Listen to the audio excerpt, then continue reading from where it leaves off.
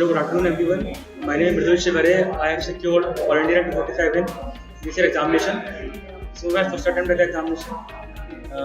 Coming to the preparation of the UPSC, I will say that three things are the most important. First, the syllabus.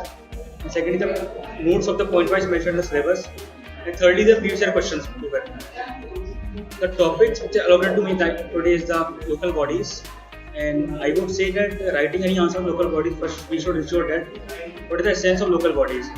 That is the empowerment of the masses. I feel that local bodies are very important for empowering the masses at the grassroots level, because grassroots democracy is the real sense of democracy.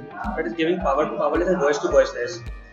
So I feel that if any answer is on local bodies, one should ensure that the article should be mentioned in the answer, the essence of the body should be mentioned. And thirdly, I feel sustainable development in the grassroots participation is very important for the inclusive and equitable growth. And secondly, I feel that some issues are there with the local bodies, like 3Fs is there, bureaucratization is there, lack of devolution of power is there.